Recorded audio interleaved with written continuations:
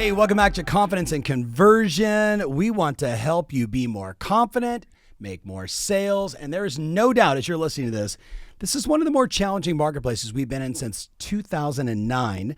So to help us get there, I got my man, Dan from Hilton Head, South Carolina. Dan, welcome to the show.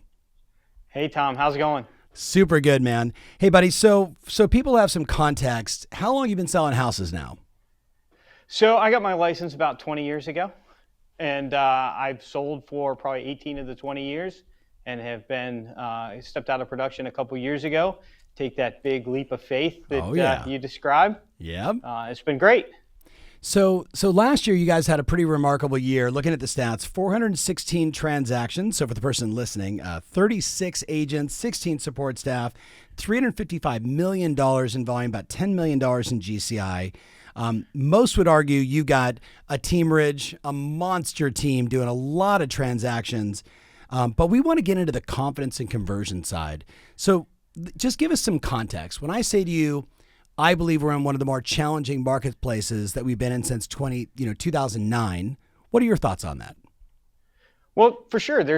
In every market, there's a challenge, right? If you're a buyer, this is a challenging market. If you were a seller a couple years ago, it was a challenging market. So it's all, your optics of the environment. And, all we can do is serve, Tom. Yeah. And so we just serve clients. We serve them the best that we possibly can. I don't know about you, but I don't influence the local real estate market in that sense. The market is what it is. Yeah. And all we can do is adapt to it. 100%. How long have you had a team or a teamerage now at this level? Since 2008, but refined it. My dad retired in the end of 2017, and we kind of refined things in 2018. And got real serious about our structure. And that's about the time I think I thought about getting out of production to help more people, to help my tribe. Right. Interesting. So many of the people, Dan, that we, the flock that we run with, the number of you that have taken on that same mindset, like, okay, I figured this out now. How can I share this with others? How can I help my agents be the best that they can be? I know it isn't part of the show, but you brought it up. When you're making that leap of faith, when you're going from producing Rockstar to now I'm going to spend all my time serving my agents to help them be more productive, that had to be a little scary at times. For sure. I remember when I told my wife, she looked at me like, what are you, nuts? You crazy? I was my sales, I was the cash cow. Right. But, and another thing that's funny is for the longest time, I would just tell people all I wanted to do was sell. I didn't want to manage people. Yeah. And, I don't know why it's turned out this way, but I love my life now.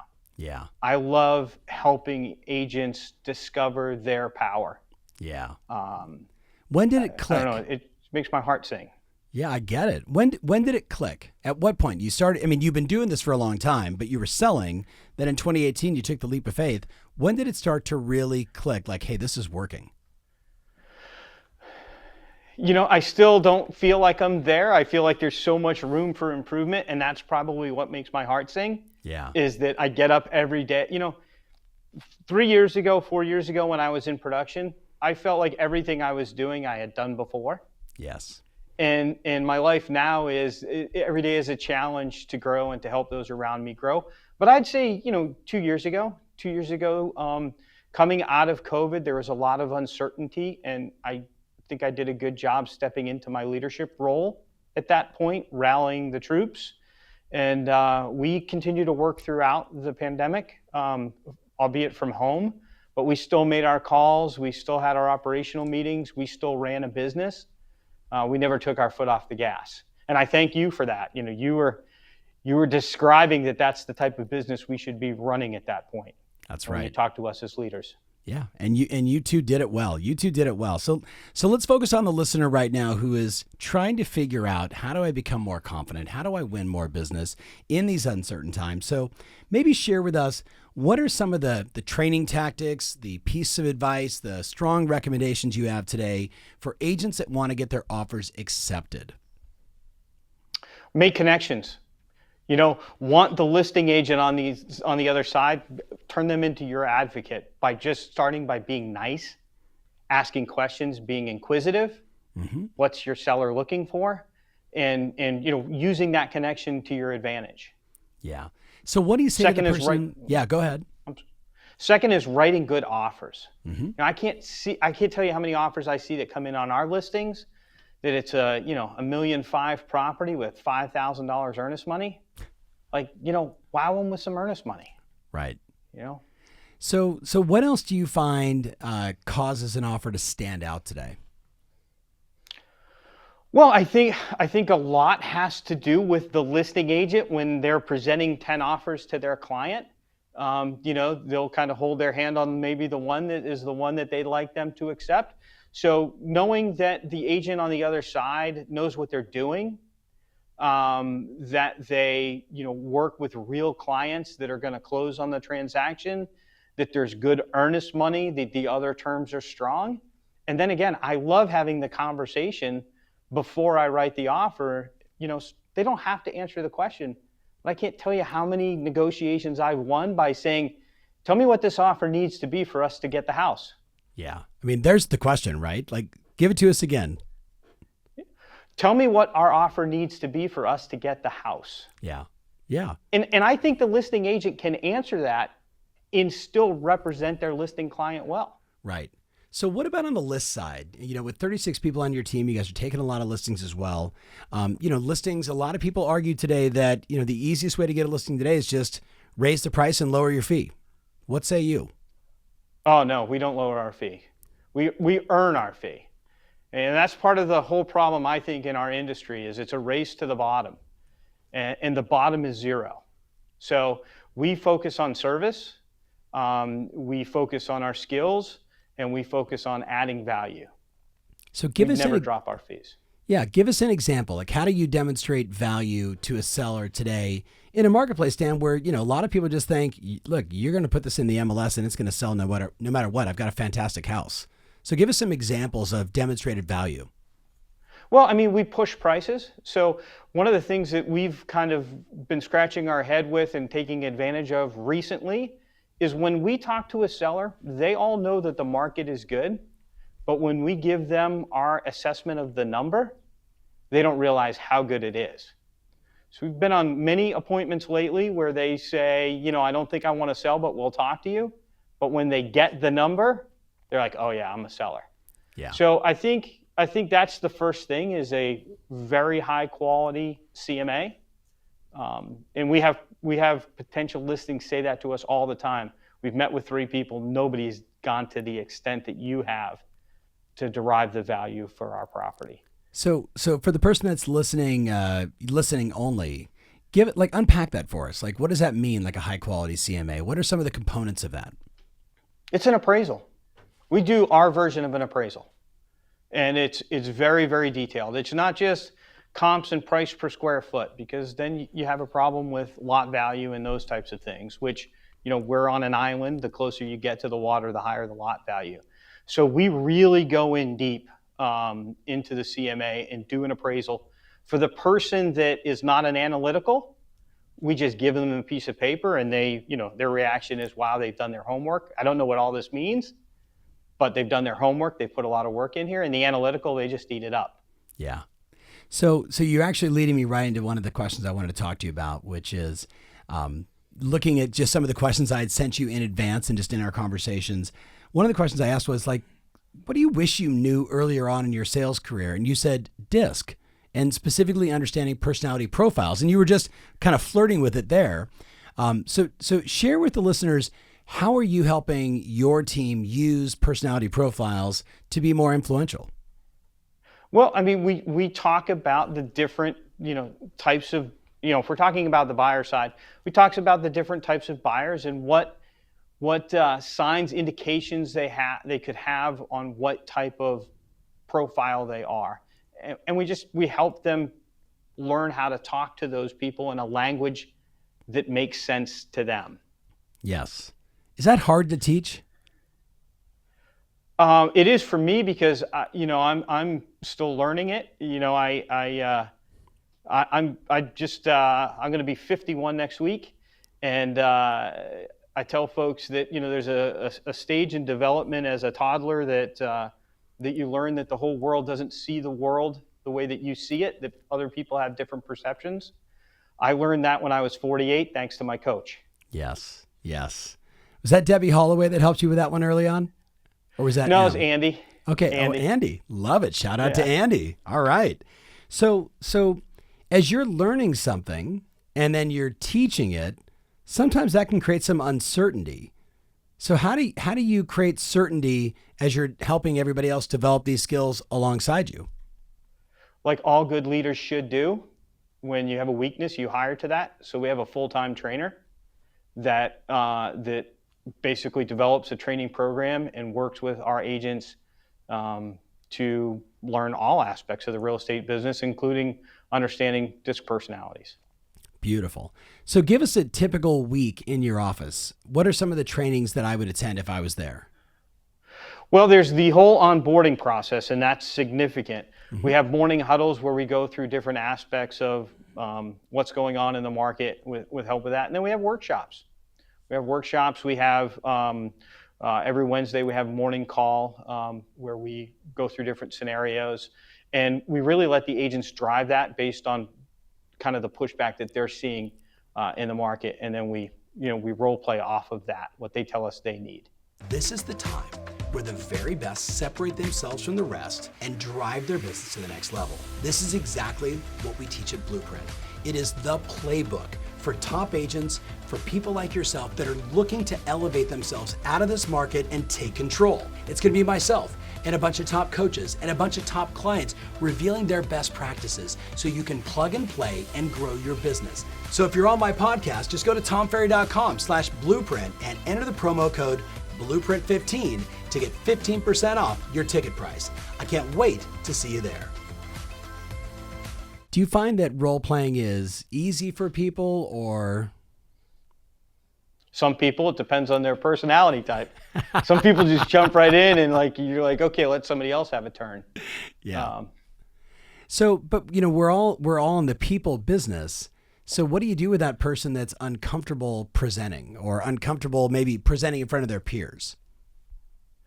I think that's just creating a safe environment. And if there's one thing that I think we've done really, really well, it's creating that safe environment where everybody can be vulnerable, let their guard down, and be themselves so that we can learn from each other.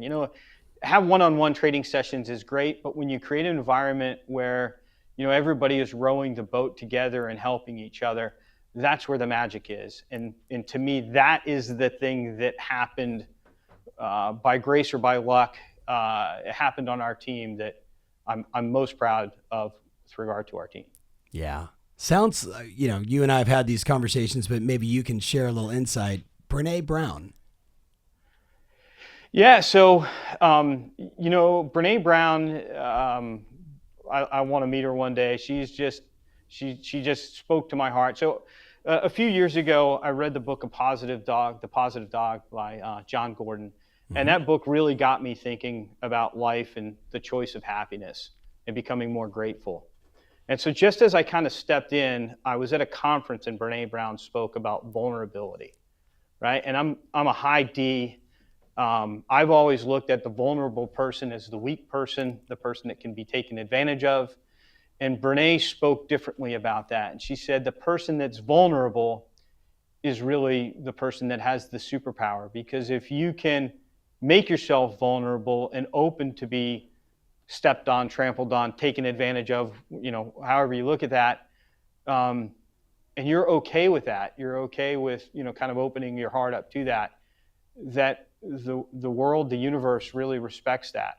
And I have, ever since I heard Brene Brown talk, I've tried to be a more vulnerable leader, more vulnerable dad, husband, and it's served me well. So that she's a genius as far as I can see.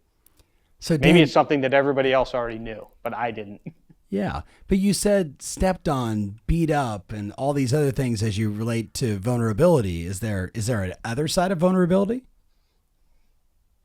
Well, yeah, there's having your guard up, and not being open to, again, being vulnerable is not that you remove the risk. It's that you're open to the risk. You're open to failure. You're open to scrutiny. But your heart and gratitude is in the right place, where you can accept that as something that you can learn from and be better from. And I don't know, it changed my life. Being more vulnerable, excruciatingly vulnerable at times, is really improved my life.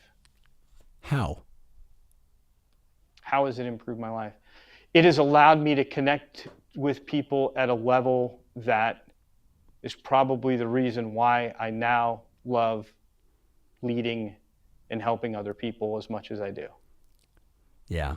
I mean, I get it as a fellow D, or, when I look at like the insights, my red that shows up that just says be bright, be brief, be bright, and be gone as quickly as possible.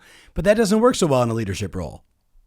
No, you can come across as kind of an uncaring person. Right. And it's not that you don't care. It's just, a lot of times you have a lot going on. But, being vulnerable to people is about saying, like, I do care and I am here for you. And, when needed, like, you need to step it up. When people see you be vulnerable, they can tend to take suggestion, criticism, help, all of those things differently, because they see the whole you. Do you think there's an element of vulnerability and confidence that can be applied effectively in a presentation? Well, sure. I mean, certainly. Vulnerability is the ultimate show of confidence. And that was the thing that I didn't understand. Like, if you can stick your neck out there, put yourself out there, in knowing what the consequences could be, knowing that you could be, made fun of or taken advantage of, and you could do that. Not many people do that, Tom. Yeah. And so I find that it creates opportunities in presentations where people want to connect with you. So in closing, I asked you a while ago about things that you would recommend, somebody that just wants to improve overall confidence and conversion, and I'll tee you up. You said, what do you have to lose? Feed the positive dog and set your vision. What did you mean by what do you have to lose? Well, again, if you subscribe to vulnerability, what do you have to lose? Right? And so I step into something, I focus only on the positive, things that aren't going my way become positive because they showed me the road that I should be on. And I take all of those things in, align my vision to that. And myself, my team, we become unstoppable because we all know where we're going. We all have permission to fail. We all have permission to be vulnerable. And, it's the secret sauce. I agree. My mind also goes to so many people. Well, let me say this. You don't make any money when in second place on a listing appointment. For sure. So why would you not throw the kitchen sink every time? Why would you put yourself in a position where you had a chance to not win? Yeah, exactly. And the best way to win every single time, is to connect. Right. And the best way to connect is to be a human. Yes. All right. So you also said feed the positive dog. What does that mean? So John Gordon's book, The Positive Dog, he talks about feeding the positive dog and starving the negative dog. Yeah. So the dog that you feed is the one that grows. So Yeah. you can be the woe-is me person, life isn't going my way, I can't get any contracts accepted. I've seen that. Yeah. But I've also seen the person that goes, oh, that contract didn't get accepted, I'm just going to keep going, I'm here to serve, right? And they just feed the positive dog, and then they'll go on a run and close or put 4 or 5 deals together in a row. So I see the dynamics, on my teams and what we try and do is we feed that positive dog. Writing contracts is a good thing. I don't care how you cut it. It's a good thing. Whether or not it gets accepted, that's a little bit of training. That's a little bit of perseverance. But what you can't do is start to get down when they're not accepted. Right. It's a part of the game today. It's just it's like saying to the batter who is mad because they're only getting 3 out of 10. You know, if you're batting 300 in the Major League Baseball, you're making a lot of money. Exactly. I think Michael Jordan said that he's lost 300 games in his lifetime taking the winning shot. Right.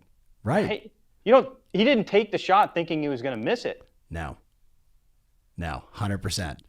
So Dan, as we wrap this up, this was super insightful. Like I came into this kind of thinking one thing, and we went down the path of vulnerability, and I think that's the show. Like that's where, like, I think it's going to resonate with a lot of people.